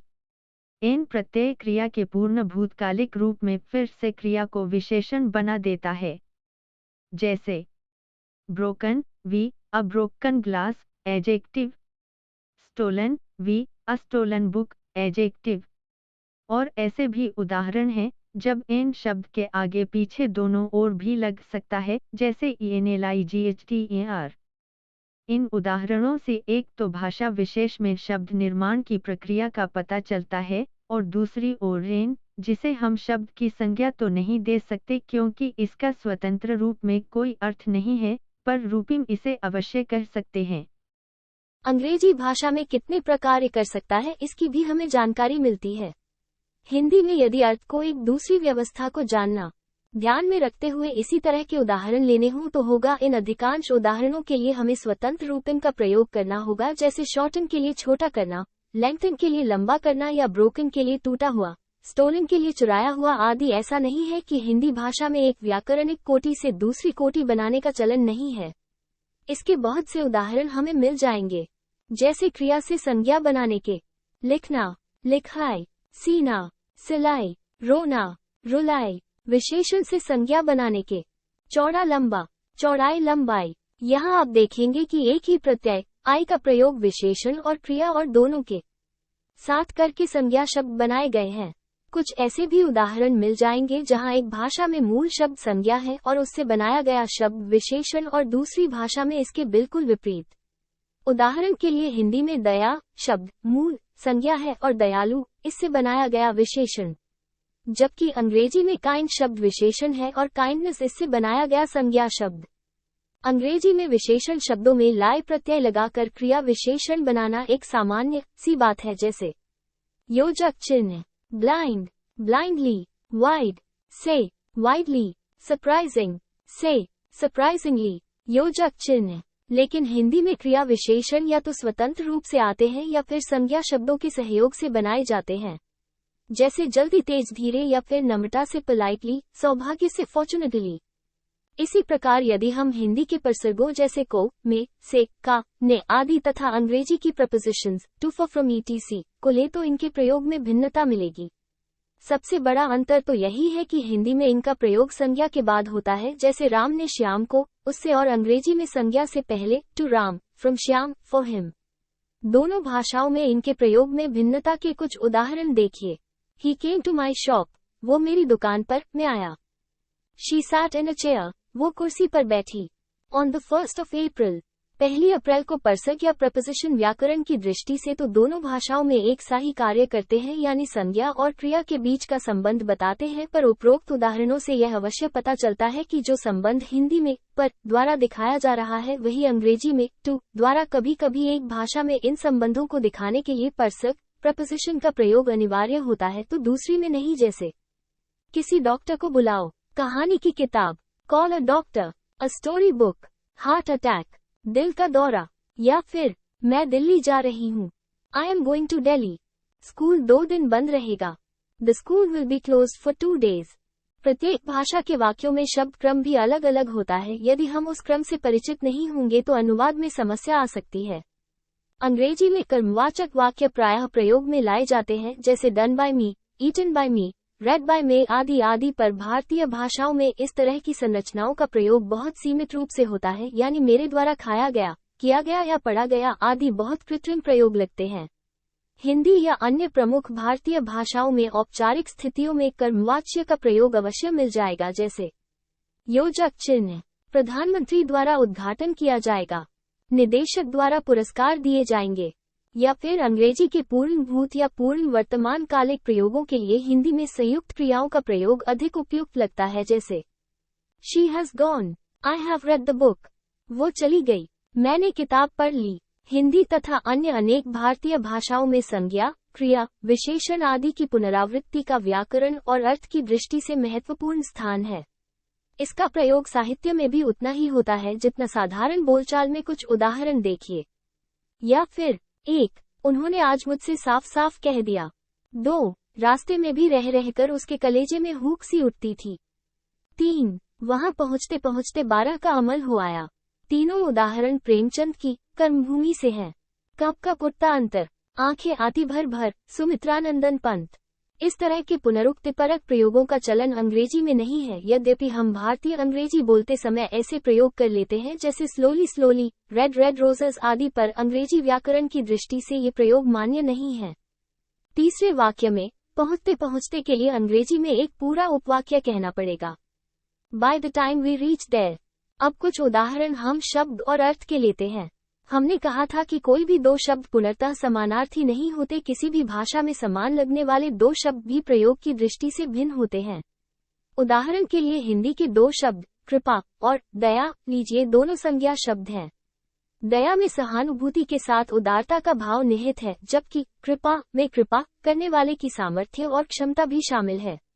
ऐसे कुछ संदर्भ है जहां दोनों शब्दों का प्रयोग हो सकता है, जैसे दया कीजिए, कृपा कीजिए, भगवान की दया से, भगवान की कृपा से। ल है। ऐसे कुछ संदर्भ है जहां यहां तक कि दया से दयालु और कृपा से कृपालु विशेषण शब्द भी बनाए जा सकते हैं। लेकिन किसी दुखी और पीड़ित व्यक्ति को देखकर मन में दया आती है।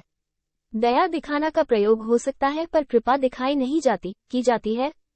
इसके साथ साथ उपयुक्त प्रयुक्ति और शैली का ध्यान भी अनुवादक को रखना पड़ता है। प्रेमचंद के गोदान में दो कथाएं साथ साथ चलती हैं, एक गांव के जीवन से जुड़ी है तो दूसरी शहर के जीवन से। इन दोनों कथाओं के पात्र हिंदी भाषा के दो भिन्न भिन्न रूपों का प्रयोग करते हैं। गांव की कथा के पात्र आंचलिक भाषा बोलते हैं। शब्दों का चुनाव, शब्द, ध्वनि, वाक्य सभी कुछ उस परिवेश के अनुरूप है। उधर शहर की कथा के पात्रों की भाषा उनके शिक्षित और उच्च वर्ग का होने की ओर संकेत करती है। इस कथा के पात्र अनेक उर्दू शब्दों का प्रयोग करते हैं जो उस समय शिक्षित लोगों की भाषा समझी जाती थी।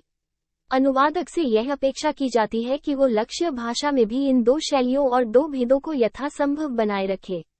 ऐसा वो तभी कर पाएगा जब वो इस तथ्य से परिचित हो कि स्रोत भाषा के लेखक ने इन दो भिन्न भिन्न रूपों और शैलियों का प्रयोग किसी उद्देश्य से ही किया है। 1.9 सारांश। प्रस्तुत इकाई में आपने भाषा के विषय में पढ़ा है। अब आप जान गए हैं कि भाषा किसे कहते हैं। यह वाक् प्रतीकों की एक व्यवस्था होती है जिसकी 5 इकाइयां होती हैं। स्वनिम, रूपिम, वाक्य, अर्थ, तत्व और प्रोक्ति। आपको पता चल गया है कि भाषा का प्रमुख कार्य है संप्रेषण। वक्ता और श्रोता के बीच घटित होने वाला ये संप्रेषण व्यवहार ही समाज व्यवहार का माध्यम बनता है। कौन किससे कहाँ और क्या कह रहा है, यही मनुष्य के सामाजिक कार्यकलाप को संचालित करता है। आपने ये भी पढ़ा है कि संप्रेषण के संदर्भ में मनोवैज्ञानिक पक्ष बहुत महत्वपूर्ण होता है। संप्रेषण व्यापार का क्षेत्र अत्यंत व्यापक होने के साथ साथ जटिल भी होता है। इसमें भाषा के नियमों के साथ साथ मनुष्य मन और सामाजिक संदर्भ भी बराबर की सक्रिय भूमिका निभाते हैं। इस तरह भाषा और समाज के बीच अन्योन्याश्रित संबंध की जानकारी प्राप्त करने के साथ साथ आपने भाषा के प्रकारों, विभिन्न प्रयोजनों के बारे में भी यहाँ पढ़ा तथा सामाजिक संदर्भ और भाषा की संरचना व्यवस्था के अंतःसंबंध को भी समझा। इसके साथ ही आपने इस इकाई में अनुवाद के संदर्भ में भाषा विषयक ज्ञान की उपयोगिता के विषय में भी जानकारी प्राप्त की। धन्यवाद। मिलते हैं अगले वीडियो में अगले पाठ के साथ। इसी प्रकार दो भाषाओं में दो समान लगने वाले शब्दों की अर्थ छवियां भी भिन्न भिन्न होती हैं। इस विषय में हम विस्तार से चर्चा कर चुके हैं। जैसे अंग्रेजी का बिग शब्द और हिंदी का बड़ा शब्द अर्थ की दृष्टि से समान लगते हैं। उदाहरण देखिए, लेकिन a big city, a big animal, बड़ा भाई, योजक चिन्ह, बड़ा शहर, बड़ा जानवर, योजक चिन्ह, बिग ब्रदर, एल्डर ब्रदर। इसी प्रकार हिंदी का छोटा शब्द अंग्रेजी के स्मॉल, शॉर्ट और यंगर शब्दों का अर्थ अपने में समेटे हैं। अनुवादक के लिए दोनों शब्दों की विभिन्न अर्थ छवियों का ज्ञान आवश्यक है, तभी वो अनुवाद करते समय ठीक शब्द का चयन कर पाएगा। यहाँ एक उदाहरण क्रिया शब्द का लेते हैं। हिंदी में निकलना क्रिया के अनेक प्रयोग हैं, जैसे घर से निकलना, सूरज निकलना, जान पहचान निकलना, काम निकलना, प्राण निकलना, पर निकलना, हाथ से निकलना आदि आदि। इसी प्रकार अंग्रेजी में रन क्रिया का प्रयोग अनेक अर्थों में होता है, जैसे train runs, water runs, nose run, story runs, in number of pages, one runs short of money etc। शब्द की एक से अधिक अर्थ छवियां अनुवादक के लिए निश्चय ही समस्या बन जाती है। शब्द और अर्थ के बीच का संबंध प्रतीकात्मक है, अतः किसी भी शब्द के अर्थ की एक स्पष्ट सीमा निर्धारित कर पाना कठिन है। यही कारण है कि शब्दों के अर्थ का विस्तार भी होता है और संकुचन भी। दोनों भाषाओं की संरचनागत व्यवस्था के अतिरिक्त अनुवादक के लिए भाषा के सामाजिक और सांस्कृतिक परिवेश को समझना भी आवश्यक है, तभी वो संदर्भ के अनुरूप भाषा का चुनाव कर पाएगा। उदाहरण के लिए अंग्रेजी में यू कम के लिए हिंदी में 3 विकल्प हैं, तू, आ, तुम, आओ, आप, आइए। अनुवादक को संदर्भ का ध्यान रखते हुए इनमें से एक का चुनाव करना होगा। एक और उदाहरण अंग्रेजी, हिंदी और कन्नड़ से लेते हैं। He is my uncle. अंग्रेजी में अंकल शब्द के लिए संदर्भ के अनुसार अनुवादक को हिंदी में मामा, चाचा, ताऊ, मौसा आदि में से चुनाव करना पड़ेगा। कन्नड़ में इसके लिए 2 विकल्प हैं, दोडा शब्दार्थ बड़ा पिता, चिकप्पा छोटा पिता, यानी व्यक्ति यदि पिता से बड़ा है तो दोडप्पा और छोटा है तो चिकप्पा। मामा के लिए कन्नड़ में भी मामा शब्द ही है।